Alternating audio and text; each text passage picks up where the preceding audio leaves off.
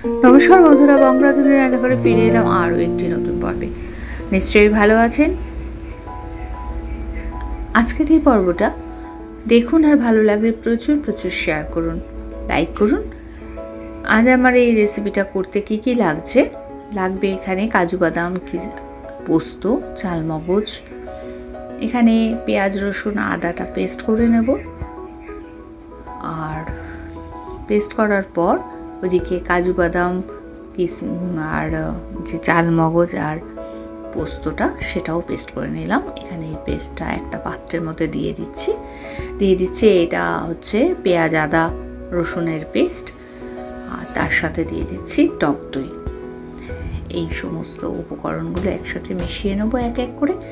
এর মধ্যে দিয়ে দিচ্ছি ছাতু, আপনারা যেটা পরিমাণে লাগবে সেই বুঝেই দেবেন। এখানে দিয়ে দিচ্ছি কাশ্মীরি লঙ্কার গুঁড়ো, দিয়ে দিচ্ছি বিরিয়ানি মশলা, এইসব নুন আর সমস্ত উপকরণগুলো ভালো করে মিশিয়ে নিচ্ছি। এখানে এবার মাংসের পিসগুলো ভালো করে মশলা মাখিয়ে ম্যারিনেট করে রাখতে হবে প্রায় 1 ঘন্টা। 1 ঘন্টা ম্যারিনেট করে রেখে দিলাম। এবার এদিকে একটা ম্যারিনেট হয়ে গেছে। এবার এখানে আমি কেওড়া জল দিয়ে দিচ্ছি। কেওড়া জল দিয়েও আবার খানিকক্ষণ ঢাকা দিয়ে রেখে দিলাম। খানিকক্ষণ ঢাকা দিয়ে রাখার পর একটা পাত্রে তেল দিয়েছি, মানে একটা চাটু নিয়েছি। এই চাটুটার মধ্যে, তাওয়া যেটা, তার মধ্যে এই মাংসের পিসগুলো দিয়ে দিচ্ছি। কম আছে, এটাকে উল্টে পাল্টে করে নিতে হবে ভালো করে।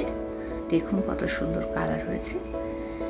এবার বাকি মাংসগুলো, গ্রেভি যেটা আছে সেগুলো দিয়ে ভালো করে সব করে নেব।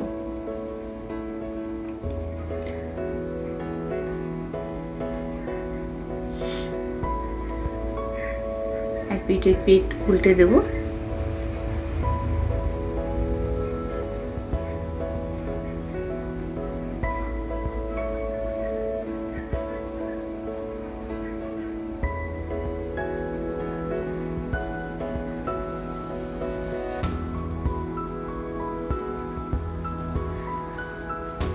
তাহলে বন্ধুরা, আমার এই রেসিপিটা দেখে যদি আপনাদের ভালো লাগে তাহলে নিজেদের মধ্যে, বন্ধুবান্ধবের মধ্যে প্রচুর প্রচুর শেয়ার করুন।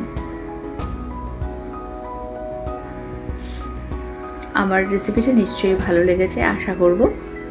ফিরে আসছি পরবর্তী ভিডিও নিয়ে। পরবর্তী সময় ভালো থাকুন, সুস্থ থাকুন। আমার সঙ্গে থাকার জন্য অসংখ্য ধন্যবাদ।